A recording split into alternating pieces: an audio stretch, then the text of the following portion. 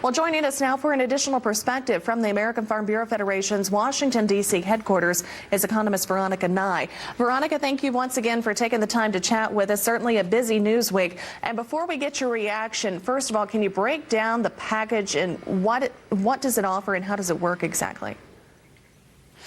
Well, over the next 6 weeks, we're going to learn a lot more about how the aid will actually be delivered.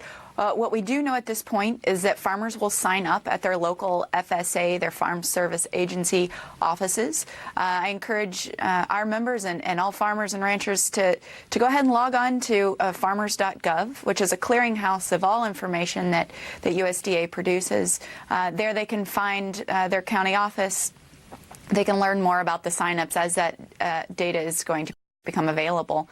But I think it's important to look at this aid package of up to $12 billion and really commend the administration and USDA for acknowledging that there needs to be a variety of different programs for different types of agriculture, from fruits and vegetables and nuts to livestock and row crops. How that aid is delivered will be quite different depending on the perishability and the impact in totality for those different commodities. Well, as we said, there's 2 deadlines. Do you have any insight, though, on the timing of payments? Yeah, well, I guess this is a $12 billion question, isn't it? We would expect that, given the 2 tranches of deadlines, that we could probably start seeing some of those payments in October and November. Obviously, for some farmers who have a longer history of participation with FSA, the delivery will probably be easier and perhaps quicker than those that don't have as much history, which is I think partially why you're seeing that second program of buying actual commodities and using those perishable products in different purchasing programs like food aid, both domestically and internationally, as well as school feeding programs and things like that. So, Veronica, what are Farm Bureau's thoughts on this aid package?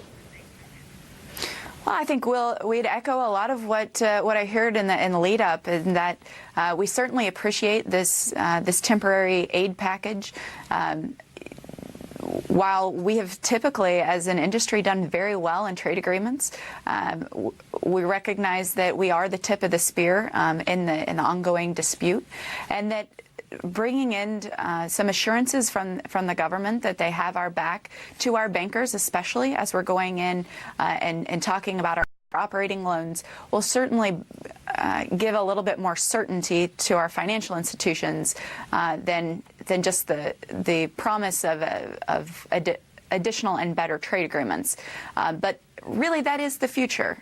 Again, U.S. agriculture has done well by and large in trade agreements. Our sales to our FTA partners far exceed the sales to our non-FTA partners as far as our growth in those markets. So we're really looking forward to the future of finding new partners and settling some of the disputes that we have right now with our current partners. All right, Veronica, thank you very much for joining us. AFBF economist Veronica Nigh joining us from the Washington, D.C.